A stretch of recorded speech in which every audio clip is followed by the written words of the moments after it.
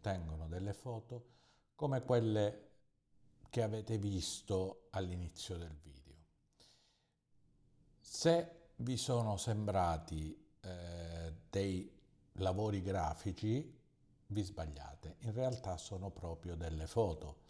Ma come le ho ottenute e come potreste ottenerle voi?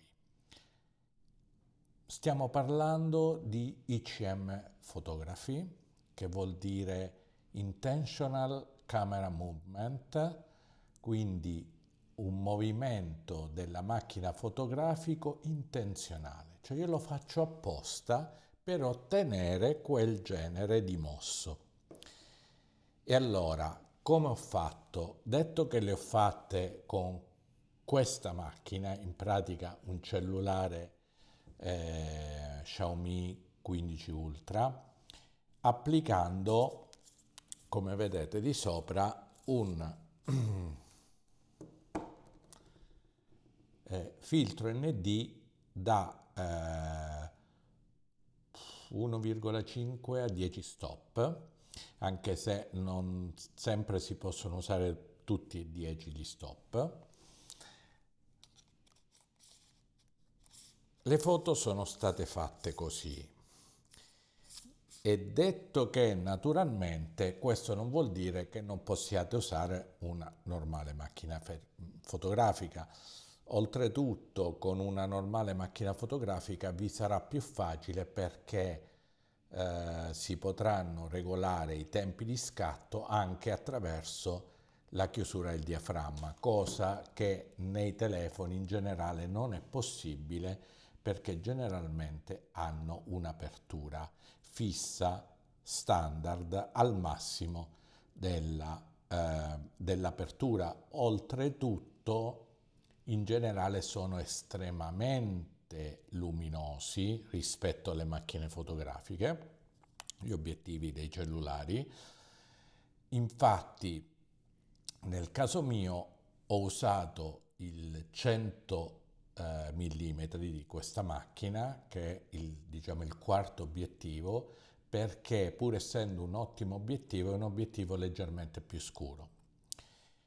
E ora vi spiego perché. Oltre al fatto che più è lungo l'obiettivo, e questo vale anche nelle macchine fotografiche naturalmente, maggiore sarà la sensazione di movimento.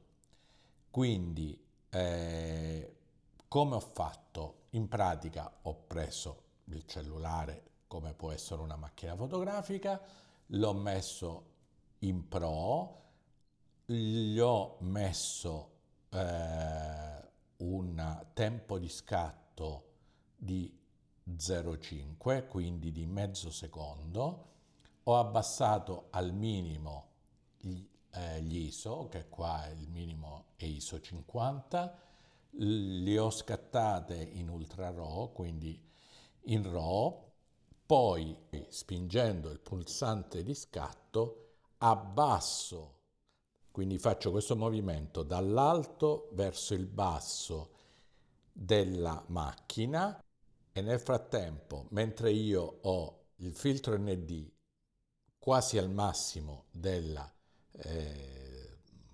diciamo il più scuro possibile, mentre mi abbasso lo giro in maniera che diventi più chiaro. Questo perché se io riprendo in questa maniera è chiaro che qua avrò una ripresa del cielo e poi mano a mano che mi abbasso vado verso l'asfalto stradale. Questo fa sì che la parte di sopra sia molto più chiara di quella di sotto.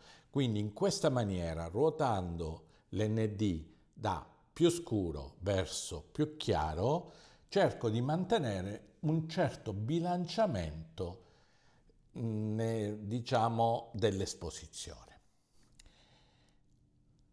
Naturalmente questa è una tecnica che ha bisogno di prove. Vi dovete mettere là, fare delle prove e santificare il fatto di utilizzare delle macchine fotografiche digitali, perché chiaramente vi permettono, prima di tutto, di fare tante prove senza avere delle spese. Secondo, di poter provare e vedere subito poi il risultato. Questo vi permette di aggiustare, non so, il tempo di esposizione che magari poteva essere un po' più lungo, un po' più corto, aggiustare da quanto partire nel filtro ND e a quanto arrivare, eccetera. Spero di essere stato chiaro, spero che qualcuno si diverta come me a fare un po' di ICM Photography, ICM dovrebbe essere, ma all'italiana fotografia ICM, e alla prossima.